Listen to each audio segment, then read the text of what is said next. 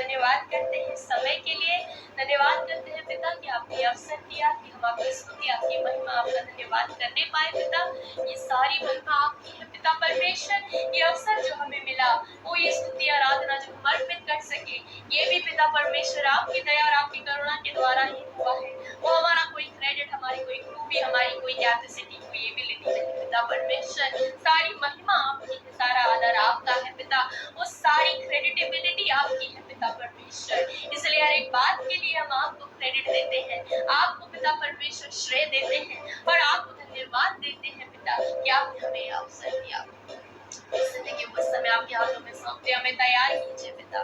पवित्र आत्मा हमारी सहायता कीजिए, हमारी सहायता कीजिए कि हम आपके साथ सहभागिता में चलने वाले हैं, ताकि उस स्वरूप में बदलते जाए जो यीशु का है और जिसमें आप हमें बदल के वो परमेश्वर के उस राज्य में प्रवेश कराना चाहते हैं, प्रभु की उस नजदीकी में, उस जीवन में प्रवेश कराना चाहते हैं जहाँ हम उनके साथ रह सके, जहाँ उनके साथ संगति कर सके। धन्यवाद करते हैं, धन्यवाद करते हैं, धन्यवाद करते हैं। अपनी जिंदगी को आपके पवित्र हाथों में सौंप देते हैं पिता परमेश्वर। आदर और महिमा आपकी है, सारा सम्मान और गौरव आप अपने वचन से बातचीत कीजिए, उसमें चलने की समझ बुद्धि सामर्थ दीजिए। यीशु मसीह के नाम से इस प्रार्थना को मांगते हैं, आमीन।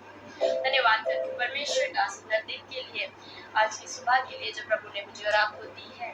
और धन्यवाद परमेश्वर का कि उसने मुझे और आपको आज की सुबह में मिलाया है। हमें चाहिए कि हम उसकी इच्छा के अनुसार बने रहिए। परमेश्वर की इच्छा हमारे लिए क्या है हम जानते हैं।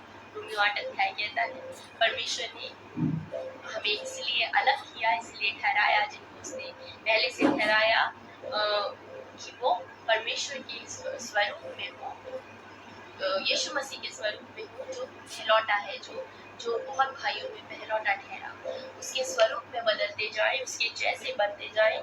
और यही परमेश्वर की इच्छा मेरे और आपके जीवन से है। पहले तो उसने मुझे और आपको छुड़ाया सड़ाहट से, जिसमें अभी जब हमें प्रार्थना कर रही थी तो पर इस बात को मेरे मन में डाला गया। आदम और हवा को जब परमेश्वर ने बनाया था, जब आदम की सृष्टि परमेश्वर ने की थी तो अपने स्वरूप में की थी, अपने जैसा बनाया था।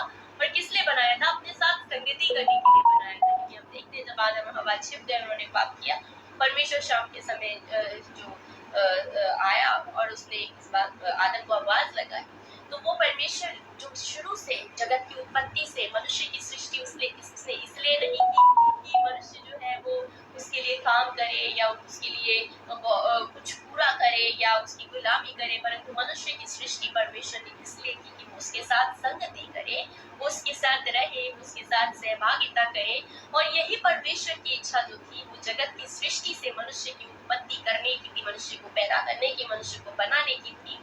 और ये इच्छा क्योंकि आदम और हवा के द्वारा परमेश्वर की उस अनाज्ञाकारिता के प्रभु के प्रति उस अनाज्ञाकारिता के द्वारा उन्होंने उस इच्छा को डिनाई किया, उन्होंने उस इच्छा को पूरा करने में बाधा डाली। तो परमेश्वर ने ये योजना तैयार की और उसने एक बार फिर से मनुष्य को अपने नजदीक आने के लिए, अपने साथ संगति करने के लिए यीशु मसीह के द्वारा पवित्र किया।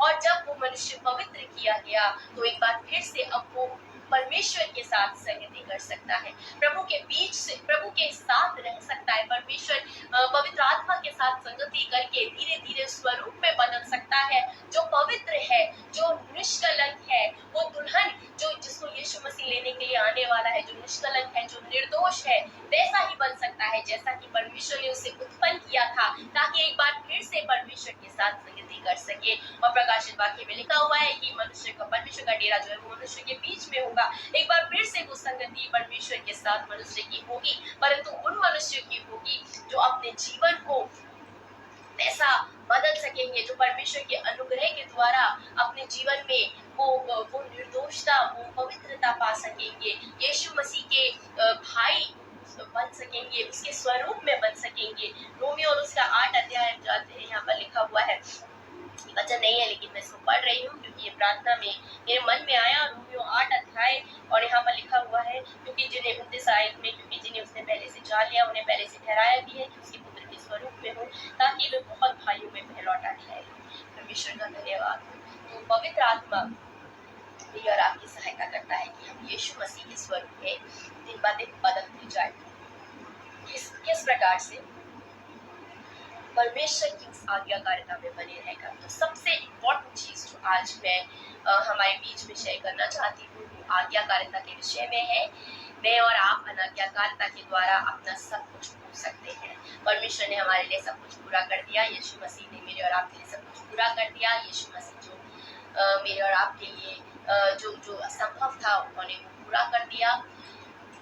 और वो पूरा करने के बाद उसने मुझे और आपको नया कर दिया। और नया करने के बाद क्योंकि वो जानता है, यीशु मसीह ने इस बात को यूहन्ना 17 में प्रार्थना करी परमेश्वर से कि मैं तो इस संसार में नहीं रहूंगा परंतु ये संसार में रहेंगे, तू इन्हें दुष्ट से बचाए रख। वो जानता है कि हम कमजोर है। वो जानता है कि एक विरोधी है जो हर पल हमें भटकाना चाहता है। उसके उस कार्य को जो उसने हमारी जिंदगी में किया है उसके स्मरण से हमें अलग करके हमें विनाश की ओर ले जाना चाहता है, परमेश्वर से अलग करना चाहता है, हमें वापस खींच लेना चाहता है। इसलिए उसने मेरे और आपके लिए वो सहायक दिया। और वो सहायक हमें दिया गया ताकि मैं और आप जो है परमेश्वर की उस इच्छा, परमेश्वर की उस आज्ञाकारिता में बने रहकर उस स्वरूप में बदलते जाएं जो यीशु मसीह का है, ताकि वो बहुत भाइयों में पहलौठा ठहरे। यानी मैं और आप परमेश्वर के साथ हम उसके पुत्र बनते जाएं, उसके पुत्र के स्वरूप में बदलते जाएं, उसके पुत्र और दिन ब दिन उसके पुत्र के स्वरूप में बदलकर उसी कम्युनिटी का उसी उसी उसी ग्रुप का हिस्सा बनते जाएं जिसमें परमेश्वर और पुत्र है और मैं और आप भी उसमें हमेशा के लिए रहेंगे। यदि हम उस जगह तक पहुंच, यदि हम अपने अपने उस विश्वास में, अपने उस आज्ञाकारिता में कायम रह सके। तो आज्ञाकारिता जो है उसमें बने रहने के लिए मुझे और आपको जो है वो कुछ बातों का ध्यान रखना जरूरी है। सबसे पहले आज्ञाकारिता में बने रहने के लिए आज्ञाकारिता जो है, ओबीडियंस जो है वो सैक्रिफाइस डिमांड करती है। हमें हो सकता है अपना बहुत कुछ छोड़ना पड़े, हमें हो सकता है इनकन्वीनियंट ऑप्शन चुनना पड़े, हो सकता है हमें वो करना पड़े जो हम बिल्कुल नहीं चाहते, जो हमसे बिल्कुल हो नहीं रहा है। फॉर एग्जाम्पल परमेश्वर के साथ संगति करने के लिए हमें हर एक उस बात को जो संसार से जुड़ी हुई है छोड़ना पड़ेगा, हमें उससे अलग होना पड़ेगा, हमें अपनी नींद को त्यागना पड़ेगा, अपने शरीर को कष्ट देना पड़ेगा।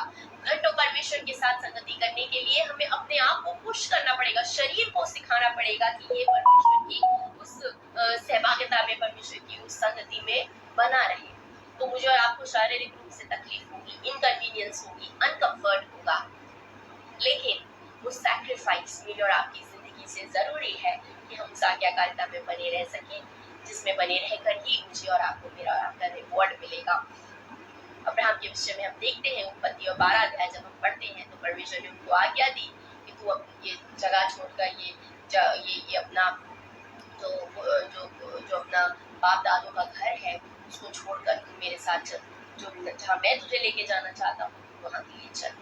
और अब्राहम बिना क्वेश्चन करे, बिना सोचे समझे, बिना ये प्लान करे कि मैं कैसे खाऊंगा, कैसे रहूंगा, अब मेरा क्या होगा, ये यहाँ पे तो मुझे सारी कन्वीनियंस दी, परंतु परमेश्वर मुझे यहाँ सारी कन्वीनियंस से उठा करके एक ऐसी जगह लेकर के जाना चाहते हैं जहाँ पे मेरा कुछ भी नहीं है, जहाँ मेरे खाने पीने का भी ठिकाना नहीं है। मैं अपने परिवार और तो और अकेला नहीं पूरे परिवार के साथ वो चल पड़ा, अपनी पत्नी के साथ, अपने भतीजे के साथ वो चल पड़ा, इस बात पे विश्वास करके कि परमेश्वर जो है वो जीवित है और उसकी आज्ञाकारिता उनके जीवन में सबसे जरूरी है। परमेश्वर का भय मानना यही है, प्रभु का भय मानना, यानी परमेश्वर को अपनी जिंदगी में सबसे ऊंचा स्थान देना। जो प्रभु ने कहा है, जो परमेश्वर ने कहा है वो करना ही करना है। उसके लिए चाहे कितनी भी इनकन्वीनियंस हो, चाहे कितनी भी डिस्कम्फर्ट हो, चाहे कितनी भी कष्ट हो, चाहे हो सकता है कुछ भी ना मिले, चाहे हो सकता है कुछ भी ना हमारे पास रहे, सब कुछ छोड़ना पड़े, लेकिन परमेश्वर की इस आज्ञा में बनी रहूंगी जो उसने मेरे और आपके लिए रखी है। ये परमेश्वर का भय मानना है। जो वचन कहता है कि वो व्यक्ति जो है परमेश्वर का भय मानता है, जो व्यक्ति परमेश्वर का भय मानता है। तो अब्राहम ने ये किया, उन्होंने अपना सारा कंफर्ट, अपना सारा फैसिलिटीज जो उनके पास थी, खाना पीना रहना सब कुछ उनके पास था, उन्होंने वो छोड़ दिया क्योंकि परमेश्वर ने कहा, इसलिए वहां से निकल पड़े बिना किसी क्वेश्चन के, बिना कुछ सोचे समझे। जब इसहाक को बलि चढ़ाने के लिए कहा गया तो वो निकल पड़ी, और लिखा हुआ है बोर को ही निकल पड़ी। सुबह भी नहीं हुई तो उससे पहले ही निकल पड़े, और भी होता तो डिले करे, सोचे कि शायद परमेश्वर अपना मन बदल दे, शायद परमेश्वर कह दे कि नहीं अब जरूरत नहीं है, थोड़ा लेट जाऊंगा। दिन में ही तो बोला है ना परमेश्वर ने, आराम से जाऊंगा, लेकिन वो भोर ही को निकल पड़े। आज्ञाकारिता, परमेश्वर का स्थान अपनी जिंदगी में अपने हर एक पोजेशन के ऊपर परमेश्वर का भय मानना मेरी और आपकी जिंदगी में अति आवश्यक है, बहुत जरूरी है। आज्ञाकारिता में बने रहकर ही मैं और आप वो रिवॉर्ड पा सकते हैं जो हमारे लिए रखा हुआ है। तो सबसे इम्पोर्टेंट चीज जो मेरे और आपके लिए है, आज्ञाकारिता में बने रहने के लिए मुझे और आपको सैक्रिफाइस करना पड़ेगा, मुझे और आपको वो छोड़ना पड़ेगा जो हम नहीं छोड़ना चाहते हैं, परंतु तभी हम बने रह सकेंगे। आगे लिखा हुआ है, और इसके साथ हमें जरूरी है फेथ। आज्ञाकारिता जो है कुछ चीजें डिमांड करती है, जो मैं आपको बता रही हूँ। सबसे इम्पोर्टेंट चीज है, सबसे पहली चीज है सैक्रिफाइस डिमांड करती है। दूसरी चीज है विश्वास, फेथ, एक ब्लाइंड ट्रस्ट जिसे हम कह सकते हैं।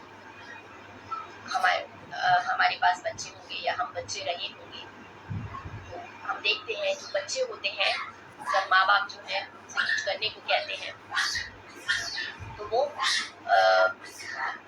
कोई रिवॉर्ड उनको प्रॉमिस करते हैं, अगर ये करेंगे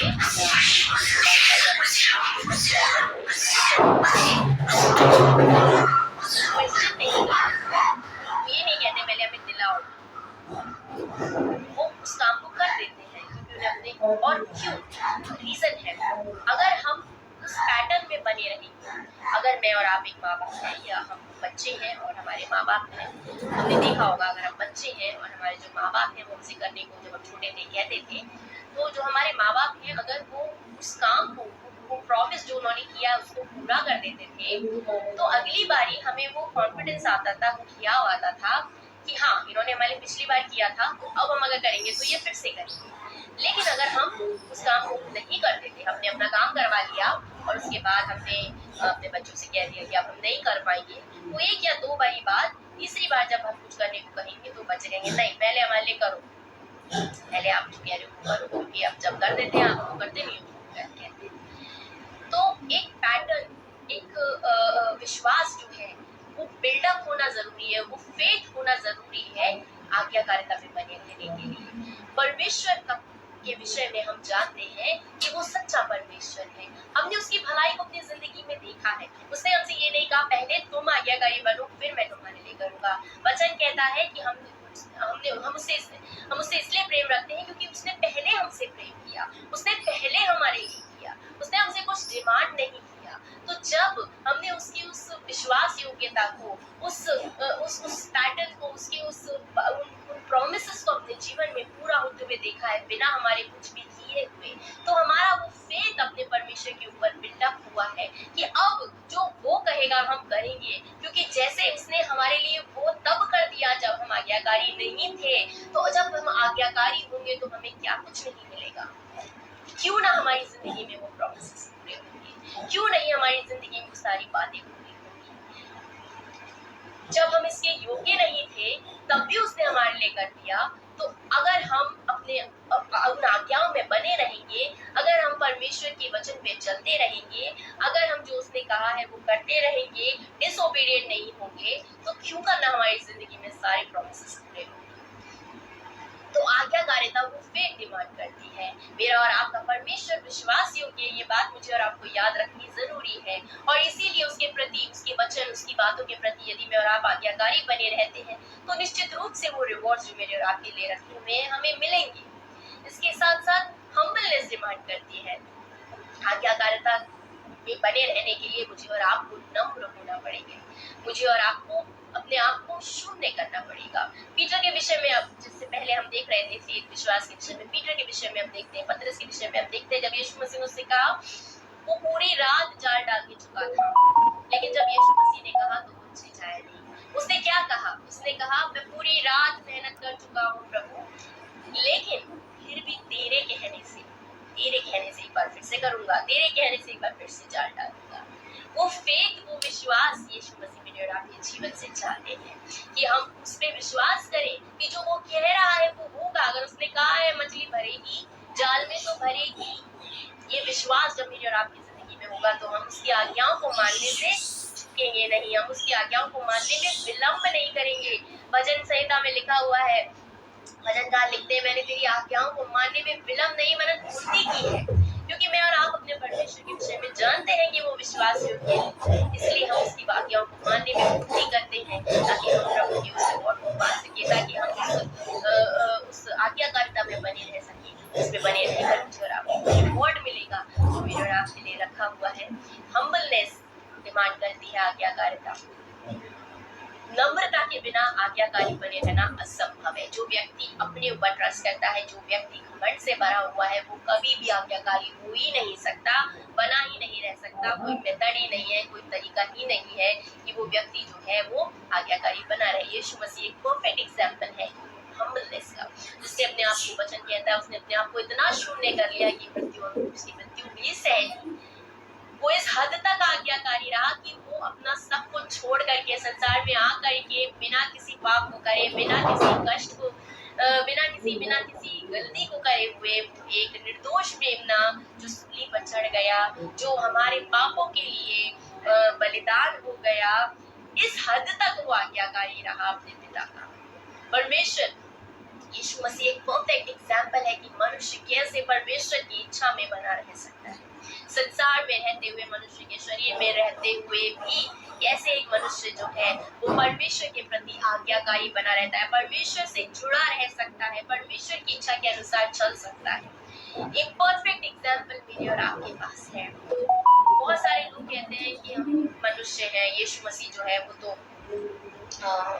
वो परमेश्वर का पुत्र था, इसलिए जो है हमारे लिए असंभव है, बहुत मुश्किल है हमारे लिए कि हम उन आज्ञाओं में, उन बातों में बने रह सकें जो परमेश्वर हमारी जिंदगी से चाहता है, क्योंकि हम मनुष्य हैं, क्योंकि हम बहुत वीक हैं, हम बहुत कमजोर हैं, और हम भूल जाते हैं कि वो यीशु मसीह जो मेरे और आपके लिए सब कुछ पूरा जिसने कर दिया, उसने कहा कि मैं तुम्हें वो सहायक दूंगा जो तुम्हारी सहायता करेगा, जो तुम्हें सब बातें जो मैंने कही है स्मरण दिलाएगा।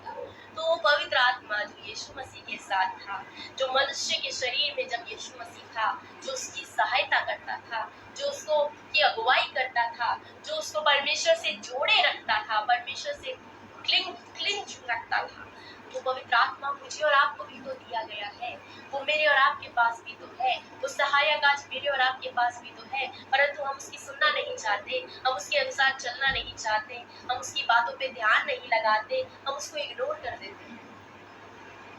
कैसे मेरे और आपके लिए मुश्किल है वो सहायता जो यीशु मसीह के पास थी, मनुष्य के शरीर में ही तो था ना।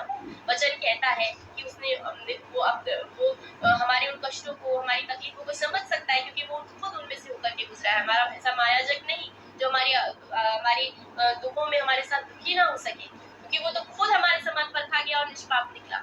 वो उसी मनुष्य के शरीर में जो मैं और आप है इस संसार में होकर के गुजरा, और उसने उस हर एक बात को, आज्ञाकारिता को अपनी जिंदगी से पूरा किया परमेश्वर पिता के प्रति, अपने आप को शुद्ध किया, परमेश्वर की इच्छा को अपनी जिंदगी में सबसे ऊपर रखा, और परमेश्वर पवित्र आत्मा के द्वारा जो सहायता मिली उसके द्वारा वो संसार में इतने वर्षों तक रहा, और परमेश्वर के हर एक काम को पूरा करके उसने अपने उस कार्य को, अपने उस मिशन को अकम्प्लिश किया।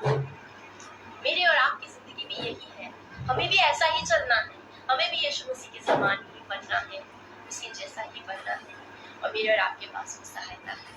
हम भूले ना कि पवित्र आत्मा मेरे और आपके साथ है। वचन कहता है, अगर हम सोचें कि हमारे पास नहीं है तो हम इस डाउट को आज सोचते हैं, अगर हम ऐसा तो इस डाउट को हम आज दूर करें। लिखा हुआ है, मैं आपके सामने पढ़ देती हूँ, इफ्सियों अगर पढ़ेंगे पत्री वचन इस बात को कहता है, और उसका 1 अध्याय और 13 आयत में लिखा है, और उसी में तुम पर भी जब तुमने सत्य का वचन सुना जो तुम्हारे उद्धार का समाचार है, और जिस पर तुमने विश्वास किया, प्रतिज्ञा किए हुए पवित्र आत्मा की इच्छा करी, ये उसके मोल लिए हुओं के छुटकारे के लिए हमारी मीरास का बयाना है, उसकी महिमा है। हालेलुया, परमेश्वर का धन्यवाद। हर उस व्यक्ति ने जिसने परमेश्वर के वचन को सुना और उस पर विश्वास किया, जिसने उद्धार को पाया, जिसने परमेश्वर यीशु मसीह में एक नई सृष्टि हो गया, जो यीशु मसीह में फिर से जिसने जन्म लिया, जिसने अपने पुराने उस स्वभाव को, पुरानी उन बातों को उतार के एक नई सृष्टि जो बन गया, जो यीशु मसीह में फिर से जी उठा, उसके साथ मरा जाकर, उसके साथ गाड़ा जाकर, उस हर एक उस व्यक्ति के ऊपर पवित्र आत्मा की छाप लगी, पवित्र आत्मा दिया गया, वो सहायक दिया गया। यीशु मसीह ने इस बात को कहा, यूहन्ना अगर हम पढ़ेंगे यूहन्ना और उसका thank you Jesus, thank you Jesus, धन्यवाद यीशु, पिता की स्तुति को आपकी आराधना और धन्यवाद यीशु, thank you Jesus, thank you Jesus, thank you Jesus, thank you Jesus, धन्यवाद यीशु, धन्यवाद यीशु, धन्यवाद यीशु, thank you Jesus, thank you Jesus, thank you Jesus, धन्यवाद यीशु, thank you Jesus, thank you Jesus, thank you Jesus. यूहन्ना 14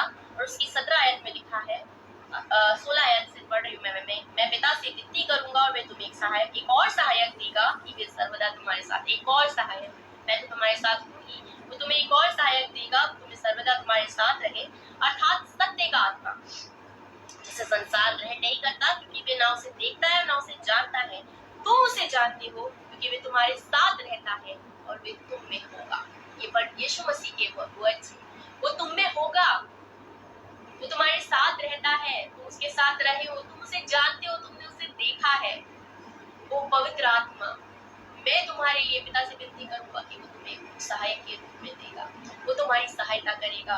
आगे लिखा, वो तुम्हें सब बातें स्मरण दिलाएगा, याद दिलाएगा तुम्हें कि मैंने तुमसे क्या क्या कहा था।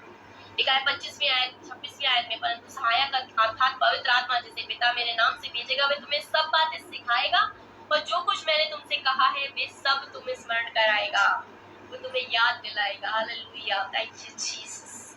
यीशु मसीह की बातों को, यीशु मसीह के वर्ड्स को याद दिलाएगा, वो तुम्हें स्मरण दिलाएगा उन आज्ञाओं को जो मैंने तुम्हें दी है कि तुम उनमें बने रहो। तो हम्बलनेस डिमांड करता है, ओबीडियंस जो है वो हम्बलनेस डिमांड करता है। अगर हम हम्बल नहीं है, अगर हम अपने आप को शून्य नहीं करेंगे तो हम आज्ञाकारी नहीं बने रह सकते। और फर्मनेस डिमांड करता है, दृढ़ता, स्थिरता। ओबीडियंट बने रहने के लिए मुझे और आपको दृढ़ बना रहना पड़ेगा। हम अपनी जगह से हिल नहीं सकते। अगर हम हिलेंगे, अगर हम डामाडोल होंगे तो हम झुक जाएंगे। डैनियल जो है बने रहे, डटे रहे, आज्ञाकारी बने रहने के लिए वो अपनी जगह पर डटे रहे, अपने फेथ पर, अपने विश्वास पर कायम बने रहे और इसीलिए आज्ञाकारी बने रहे। आज की सुबह में मैं और आप परमेश्वर से मांगे कि वो आत्मा जो मेरी और आपकी सहायता करने के लिए हमें दिया गया है, पवित्र आत्मा, उसके साथ मैं और आप सहभागिता कर सके, उसके साथ मैं और आप कंपेनियनशिप में चल सके। वो एक व्यक्ति जो मुझे और आपको इसलिए दिया गया है कि वो हमें स्मरण दिलाए परमेश्वर के विषय में, हमें परमेश्वर की इच्छा स्मरण दिलाए, हमें परमेश्वर की, वो हमारे लिए रो रो के गिड़गिड़ा के परमेश्वर की इच्छा के अनुसार प्रार्थना करें, हम उसकी इच्छा में बने रहें, जो वो हमसे कहता है उसको हम सुने और उसके अनुसार चले। हमारे पास क्रॉसरोड्स आएंगे, हमारे पास चॉइसेस आएंगी, दो चॉइसेस हमेशा मेरी और आपकी जिंदगी में रहेंगी। भजन संहिता ये कहता है, धन्य वो मनुष्य जो पापियों की मंडली में नहीं बैठता, जो पापियों के मार्ग में खड़ा नहीं होता, न ठट्टा करने वाले की मंडली में बैठता है। वो व्यक्ति अपने आप को कैसे सेफ रखता है? कैसे वो पापियों के मार्ग में खड़ा नहीं होता? जब पापियों के बीच में से निकल के जाता है, कैसे नहीं खड़ा होता? कभी हमने इस विषय में सोचा कि वचन इस बात को कहता है कि वो पापियों के मार्ग में खड़ा नहीं होता, ठट्टा करने वालों की मंडली में बैठता नहीं है। कैसे नहीं बैठता? कैसे बच जाता है? कैसे अपने आप को रोक लेता है? क्योंकि उसके साथ एक सहायक है जो उसे बताता है और वो उसकी इच्छा के अनुसार चलता है। जो वो कहता है वो करता है, उससे पूछता है। मेरी जिंदगी में जब चॉइस आती है, मुझे पूछना जरूरी है। परमेश्वर के वचन से मुझे इसका आंसर मिलेगा। पवित्र आत्मा मेरी सहायता करेगी कि मैं जान सकूं कि सही रास्ता कौन सा है। वो पापियों के मार्ग पर इसलिए नहीं बैठता क्योंकि वो पवित्र आत्मा की अगुवाई में चलता है, क्योंकि उसे बताया जाता है, उसे बोला जाता है कि नहीं ये गलत है, ये मत करना, ये परमेश्वर को पसंद नहीं है, ये प्रभु की आज्ञाओं के अनुसार नहीं है। वो उसके अनुसार चलता है, इसलिए वो पापियों के उस मार्ग से अलग हो जाता है। इसलिए वो मनुष्य धन्य है, इसलिए वो अपने ऋतु में फलता है, वो आशीषित रहता है क्योंकि वो पवित्र आत्मा के साथ उसकी अगुवाई में चलता है। उन फलों से भरा हुआ रहता है क्योंकि पवित्र आत्मा की संगति में चलता है। और पवित्र आत्मा के फल सब जानते हैं, उन फलों से लबारेज रहता है, ओवरलोडेड रहता है क्योंकि उसकी अगुवाई में चलता है। आज मुझे और आपको चाहिए अपने क्रॉसरोड्स में मांगे, हम पूछे अपने उस कंपेनियन से, अपने उस सहायक से जो हमारे साथ चलता है, जो हमारे अंदर है। यीशु मसीह ने कहा तुम में होगा, वो हमारे अंदर है, वो हमारे साथ है। उससे पूछे क्या हमें ये करना है, क्या हमें ये नहीं करना है। वो हमारी सहायता करेगा, वो हमें बताएगा और हम उसकी सुने और उसके अनुसार करें। जब हम उसके अनुसार नहीं करते हैं, वचन में लिखा हुआ है कि वो शोकित होता है। क्या हम अफोर्ड कर सकते हैं परमेश्वर को शोकित करना, प्रभु को खेद दिलाना? परमेश्वर हमारे कारण हर्ट होता है, क्या हमें ये बात बर्दाश्त है? क्या ये बात हमें टॉलरेबल है हमारी जिंदगी में कि परमेश्वर हमारे कारण हर्ट हो? वो परमेश्वर जिसने मेरे और आपके लिए इतना कुछ किया, जिसने मेरे आपके सब कुछ किया, जो मेरे और आपके लिए जिसने कुछ भी रख नहीं छोड़ा, वो हमारे किसी एक्टिविटी, हमारे किसी एक्शन के कारण हर्ट हो, क्या हम ये बात अफोर्ड कर सकते हैं? कि हमें ये बात टॉलरेबल लगती है? क्या हम इस बात के प्रति सेंसिटिव हैं या नहीं? ये मुझे और आपको अपनी जिंदगी में जांचना है। क्या हम उसे हर्ट कर सकते हैं? लेकिन वो हर्ट होता है जब हम उसकी आज्ञा के अनुसार नहीं चलते, जब उसने कहा वो ना करके हम वो करते हैं जो हमें अच्छा लगता है। ध्यान से जिंदगी में, इसलिए वचन कहता है कि जानते रहो, प्रार्थना करते रहो, ध्यान दो, बी कॉशियस, बी अलर्ट।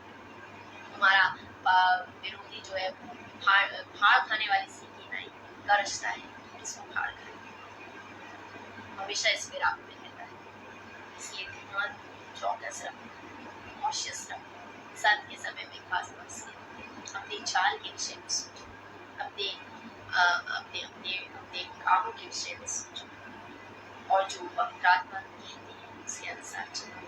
प्रभु का धन्यवाद भाई, हम प्रार्थना करें। धन्यवाद करते परमेश्वर सुंदर वचन के लिए, आज के दिन के लिए आपने हमसे बातचीत की, हम आपका धन्यवाद करते हैं। आपने हमारी सहायता की, हम आपका धन्यवाद करते हैं। धन्यवाद करते हैं पवित्र परमेश्वर, धन्यवाद करते हैं परमेश्वर, धन्यवाद करते हैं पवित्र, धन्यवाद करते हैं यीशु, धन्यवाद करते हैं। ओ आदर और महिमा स्तुति के योग्य परमेश्वर, इस समय हम अपने से हर एक जन को पिता जो बात आपने अपने वचन के द्वारा हमारे हृदय में खोद कर बिठा दी है पिता परमेश्वर, हम दिल से आभारी हैं उस वचन के लिए और अपने आप को पिता पूरी रीति से आपके समर्पित करते हैं। पिता सहायता कीजिए, अपने वचन से आपने हमें भर दिया है, मैं आपका धन्यवाद करती हूँ। अब पवित्र आत्मा हमारी सहायता कीजिए कि हम उस वचन में चलने वाले, अपने पिता को खाने वाले और फल लाने वाले सहायता कीजिए। हर एक नेगेटिविटी, हर एक इल फीलिंग, हर एक बुरे विचार, हर एक कमजोरी, हर एक चिंता, हर एक फिक्र, हर फ्रस्ट्रेशन पर परमेश्वर आप हमें जयवंत करें अपनी सामर्थ के द्वारा। यीशु आप हमें जयवंत सहायता करें। दिन को हमारे लिए आपने आशीष बनाया, आपका धन्यवाद करते बाद पूरी से अपने नाम के लिए इस तरीके इस्तेमाल करें। यीशु के नाम से इस प्रार्थना को मांगते हैं। परमेश्वर का धन्यवाद, उसमें बने रहे, उसको भाग देने, उसकी प्रशंसा करते रहे। यीशु की शांति आनंद मेरे आपके हृदय विचारों को हमेशा के लिए, खासतौर से आज के दिन में मसीह यीशु को सुरक्षित रखिए। जय मसीह की, प्रेज द लॉर्ड। प्रभु में हम